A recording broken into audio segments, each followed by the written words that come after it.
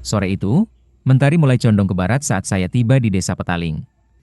Jalanan kampung yang lengang membawa saya ke sebuah rumah sederhana, dikelilingi deretan tanaman kopi. Mardi menyambut dengan senyum ramah dan secangkir kopi hangat dari hasil kebunnya sendiri. Tak banyak yang tahu, lelaki inilah sosok di balik lahirnya, Kapling, singkatan dari kopi asli Petaling, sebuah produk kopi lokal yang kini mulai dikenal di seantero Bangka Belitung. Nama ini dipilih setelah sebelumnya, Kopling, kopi Petaling, gagal didaftarkan karena sudah lebih dulu digunakan. Tak mengapa, baginya nama hanyalah label, rasa dan perjuanganlah yang utama. Kini, Mardi membina kelompok tani bernama Kopling Banjar Mandiri, yang mengelola lebih dari 23 hektar lahan dari total 78 hektare yang telah dipersiapkan.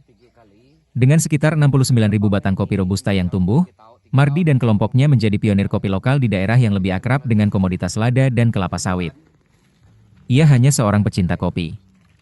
Tapi kecintaannya bukan sekadar pada rasa, melainkan pada potensi. Ia sadar, Bangka Belitung yang setiap harinya mengonsumsi sekitar 3 ton biji kopi, sebagian besar masih bergantung pada pasokan dari luar daerah. Ia belajar sendiri, mendatangi beberapa daerah penghasil kopi, hingga paham betul soal proses budidaya, panen, pengeringan, bahkan pengolahan pasca panen. Semuanya dikerjakan sendiri di awal, dari penjemuran hingga roasting. Kini, meski telah mengelola puluhan hektar lahan, Mardi tetap sederhana.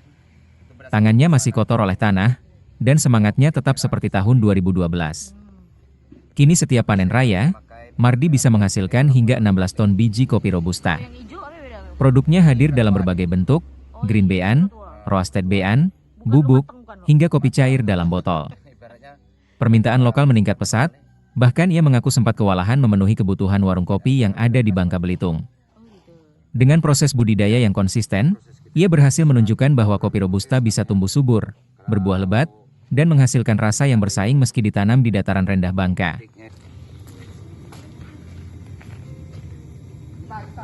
Ya dari suka ngopi juga, suka ngopi ya iseng-iseng, biarkan kita tanam, belajar otodidak belajar kita bukan cuma belajar pernah kita belajar ke Lampung, dari budidaya sampai ke pengolahan. Dari budidaya belajar sebanyak 48 jam, pengolahannya kita belajar selama 56 jam, bukan cuma di Lampung, belajar ke Jambi, ke Lampung, ke Bengkulu, kita sampai ke Aceh. Berapa lama waktu sampai abang berani mutus? Panjang. Berapa? Bukannya sekaligus kita bertahap. Lah ada teman di daerah Lampung, oh berjalan. Lah ada teman lagi yang dari Sulawesi, kita berjalan. Ada teman dari Padang, kita berjalan. Oke. Di 2017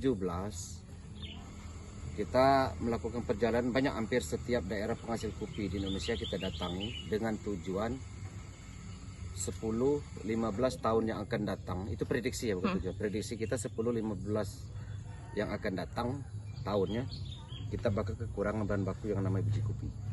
Apa penyebabnya? Pertama, daerah penghasil kopi di Indonesia ini, petani kopinya sudah banyak beralih ke petani sawit. Tanpa disadari, batang kopi itu semakin berkurang. Kedua, penyebabnya kopi sekarang bukan cuma digemari oleh orang tua, tapi sekarang sudah menjadi ajang tren kaum milenial. Buktinya, warung kopi sudah menjamur di mana-mana. Kabupaten, kota, desa, kecamatan, semua sekarang sudah menjamur. Itu. 2017 harga biji kopi masih di angka 14-15 ribu. Belum sampai 10 tahun kita prediksi itu, baru 8 tahun harga sudah melonjak sampai 60 ribu. Mungkin